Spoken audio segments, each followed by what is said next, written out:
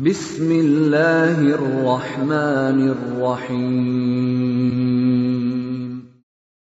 Waltakum minkum ummatun yad'una ilal khairi wa ya'muruna bil ma'rufi wa yanhauna 'anil munkar. Assalamualaikum warahmatullahi wabarakatuh. Apakah itu warisan meninggal baru dibagi atau dibagi-bagi memang ya. Jadi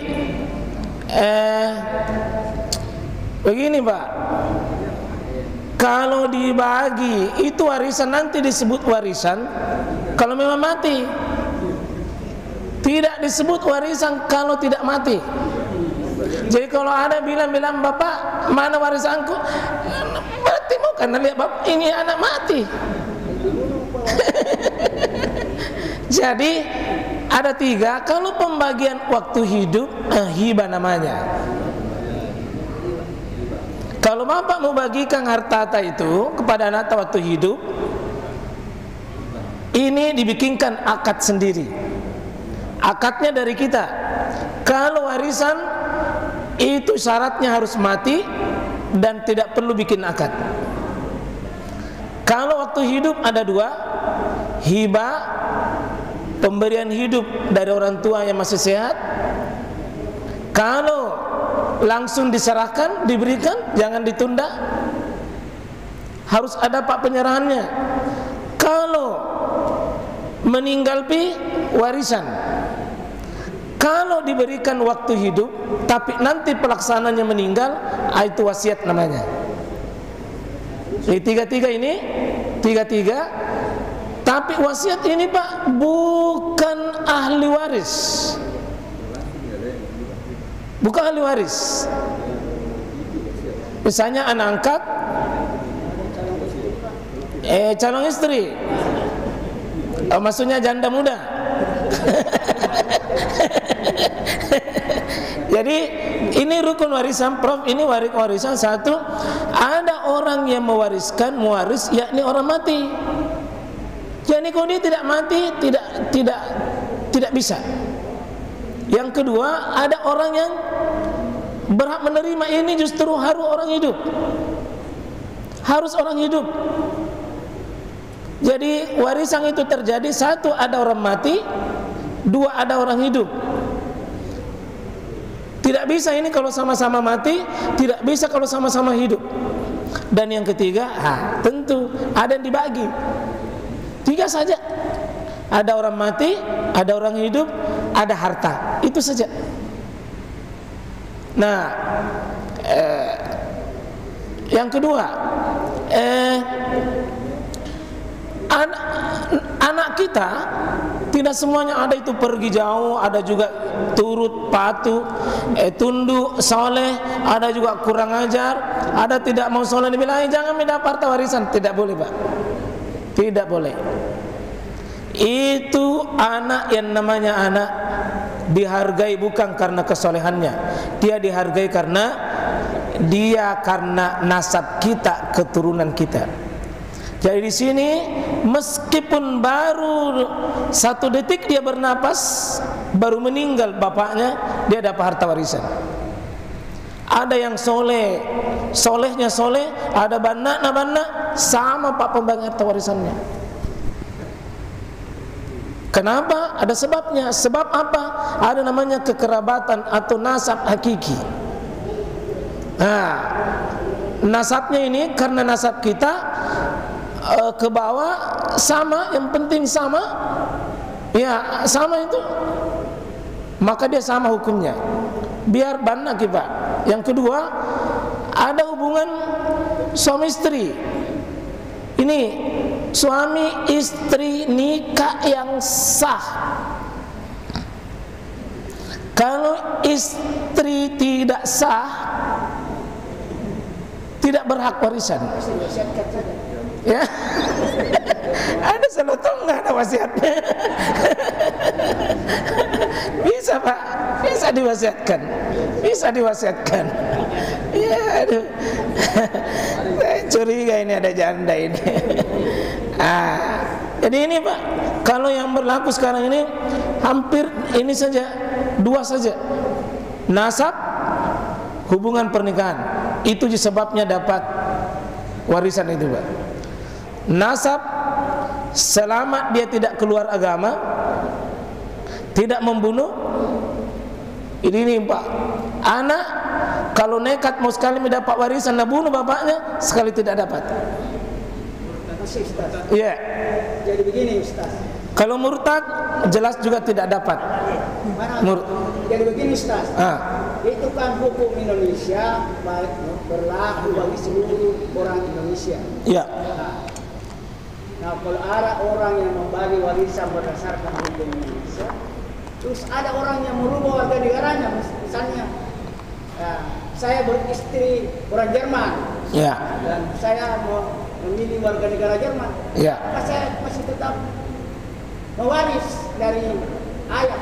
Kalau merubah ke warga negara tidak menjadi masalah Pak. Itu satu tadi. Tidak.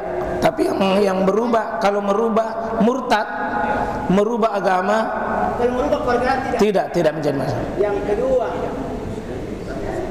kedua tadi, apakah kalau mati suami itu warisan semua jatuh pada istri? Ya. Tadi saya sudah jelaskan ada ayat untuk perempuan maksimal 1/4 jika ada anak. Maaf, tidak ada anak. Kalau tidak ada anak, itu istri dapat 1/8. Kemana yang lain Ustaz? Nanti akan kita periksa. Nanti kita akan periksa Pak. Karena sebab orang itu mendapat harta warisan bukan cuma karena pernikahan. Ada orang yang dekat dengan kita, terutama garis nasab. Kalau garis nasab itu Pak nanti akan ada. Kita pasti lihat di sini. Nanti siapa-siapa yang berhak dapat ini, ya, daftar ahli waris ini. Jadi ini ahli waris untuk laki-laki Pak. Untuk laki-laki ada 15. Ya, ya. Ini ahli waris supaya bapak tidak bertanya kemana. Nanti akan dicari siapa ahli warisnya. Perempuan ada 10. Nah ini perempuan.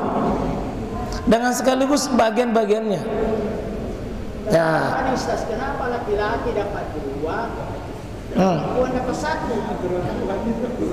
Allah sudah atur. Jadi sebaiknya Pak kalau sudah wahyunya begitu, nanti kajian fikihnya, kajian hikmah Pak, saya akan jelaskan itu.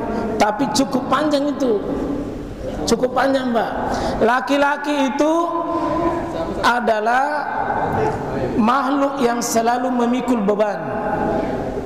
Dia yang memberi mahar, dia yang memberi nafkah. Iya. Tapi istri beranak Pak Ustaz. Tidak, bukan lain perkaranya itu, lain tongnya itu. Silakan Pak. Ya. Jadi nilai rumah kesepakatan. Iya. Jadi anak perempuan, anak laki-laki, setuju laki-laki memberi nilai yang sama kepada kakak perempuannya. Iya.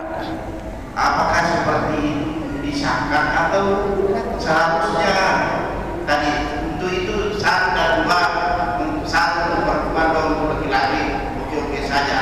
Tapi setelah mau dibalik seperti itu, baru mengatakan lebih baik berkiraan saja dengan sepakat saudara laki-lakinya. Bisa Pak. Jadi jika kita mengatakan kita bagi sesudah hukum Allah, 2 laki-laki, perempuan dapat 1, sepakat. Iya. Terus bersuaralah laki-laki, begini saja Kak atau Adek, saya mengikhlaskan bagianku, saya menyerahkan saya punya bagian, kita bagi rata saja. Itu artinya sedekahnya laki-laki sama saudara perempuan. Tetap hukum Allah itu Pak. Cuma hak laki-laki dia serahkan. Tapi kalau perempuan yang menuntut, bagi rata saja. Dia tidak menuntut, Dia tidak menentu. Kalau sifatnya Pak laki-laki yang menyerahkan, ikhlas, tetap itu Pak. Tetap dulu kembalikan hukum Allah. Terus sesudah hukum Allah kita tegakkan hukum Allah, tetapi saya serahkan sepunya bagian. Saya kasih saudaraku. Boleh. Boleh karena itu haknya yang dia kasih. Bukan haknya orang lain yang dia tuntut. Boleh Pak Haji. Iya. Fadal. Ada lain? Ada lagi Ustaz? Iya. Assalamualaikum warahmatullahi wabarakatuh. Lalu Ustaz jelaskan kalau wasiat kan maksimal sepertiga. Iya. Kalau hibah Ustaz, hibah ya kan begini, orang tua ini dia sudah pakai semua hartanya. Iya. Iya. Jadi ketika sudah meninggal, katakan sudah tidak ada lagi hartanya, apa itu boleh? Karena sudah dihibahkan semua sama anak-anak. Iya. Apa itu boleh? Tidak ada batasnya kan? Iya. Bagaimana bos? Baik. Bagaimana bos? Iya, sebenarnya boleh saja, cuma ada bisa dampak sebuah sisa kehidupan. Saya misalnya bagikan semua harta saya sama anak saya. Terus kalau saya sakit, saya butuh biaya, di mana kak dapat? Aku minta suami saya minta juga lain. Itu bikin susah itu Pak. Saya kalau bisa itu biarlah dibagi, tapi jangan dibagi semua. Jangan dibagi semua Pak. Tetap ada disisakan untuk kita. Tidak ada di batasnya. Ya tidak ada batasnya Pak. Cuma tetap ada perhitungannya. Tidak ada batasnya, tetapi tetap ada pengkondisian. Karena saya khawatirkan, nah bagi-bagi akhirnya ya tidak jelas kemana nanti dia pergi. Apalagi kalau anak sudah berkeluarga semua, mungkin dia terima ke anak tetapi menantu tak sih. Itu Pak. Terima kasih banyak. Iya. Saya ada ini Ustaz. Tunggu, saya ada. Tenang. Jadi begini, tidak ada seperti dikatakan dokter tadi. Itu kenyataan dilakukan oleh kalangan keluarga kami. Dibagi sebelumnya, besar banyaknya itu hasil kesepakatan. Tapi ada pesan seperti tadi bahwa nanti kamu kuasai setelah saya sudah meninggal. Persoalannya adalah apakah ini sah sebagai hibah atau masuk warisan karena sudah meninggal. Itu satu. Yang kedua, kepemilikan tadi. Kadang kan umpamanya kita nikah seseorang, ini kenyataan misalnya, dia bawa harta warisan dari keluarganya. Kemudian setelah kita bersama, dia juga meninggal. Nah, bercampurlah harta itu. Ada yang dibawa kembali karena dari warisan orang tuanya umpamanya. Kemudian ada yang kita dapat setelah bersama. Nah, soalnya di sini bagaimana memisahkan itu tidak jelas lagi, sehingga pembagiannya nanti kan sangat menentukan seperti yang dijelaskan Pak Ustaz tadi. Sehingga itu menjadi dilema yang kita mau bisa bahwa suami hanya dapat sekian seperti itu, sementara ada anak. Iya. Ya, saya kira. Baik. Makasih Pak ya. Jadi waktu sudah masuk tapi kita jelaskan singkat. Saya dari belakang bahwa suami istri, ya ini istri baru juga dapat warisan, dia juga maksudnya dapat hartanya lah dari orang tuanya. Itu harta dia. Maka kalau dia nanti meninggal, maka garisnya ke bawah. Maka ketika suaminya meninggal, ya tidak ada kaitannya itu. Ketika suaminya meninggal atau dia meninggal ini, maka ya tentu nanti garis yang berhak di bawahnya itu istri siapa? Tentu anak dari mana? Anak yang pertama dari suami pertama. Itu nanti akan dirinci Pak. Ini maksud saya ini, itu pembagian harta warisan disegerakan kepemilikannya, meskipun belum langsung ke penguasaannya. Katakanlah satu-satunya dia tinggalkan rumah, sudah harus jelas siapa punya rumah di sini. Hak kepemilikan rumah ini ya proporsional persentasenya berapa? Siapa yang punya hak di balik ini? Supaya itu Pak, nanti kalau meninggal ini semua sudah jelas. Oh, ada kita punya bagian di situ. Jadi untuk istri yang punya tadi harta yang dia bawa dari orang tuanya, maka itu ketika meninggal, siapa kira-kira meninggal, Pak? Pada saat meninggal istri ini, maka ya tentu ini anaknya laki-laki, anaknya suami, ya tidak ada hubungannya ke situ, karena garis jalurnya beda, Pak. Nah, ini karena ini yang banyak orang biasa tidak sadari. Kalau orang sudah menikah lagi berikutnya, nah belum selesai dulu harta warisannya, menikah lagi, nah belum selesai. Hai, itu bahaya Pak, warisan itu bisa mematikan. Adapun yang kedua, nanti kalau saya sudah bagikan memang, tapi nanti meninggal Pak baru kau ambil, kau kuasai. Sebagian ulama Pak mengatakan ini tidak termasuk bagian dari warisan. Ya, karena hakikatnya itu tidak usah dia membagi hal-hal yang seperti itu. Cukup dia diperjelas bahwa kalau saya meninggal nanti bagi sesuai dengan hukum Allah. Ya, bagi sesuai dengan hukum Allah, ada harta ini, bagi sesuai dengan hukum Allah, laki-laki dapat 2, perempuan 1, dan ini bagian-bagian yang mau dibagi. Itu yang paling bagus Pak. Ya, bukan ku bagi meme sekarang, tapi nanti mati Pak baru ambil ki. Jangan Pak. Tidak begitu cara membagi warisan.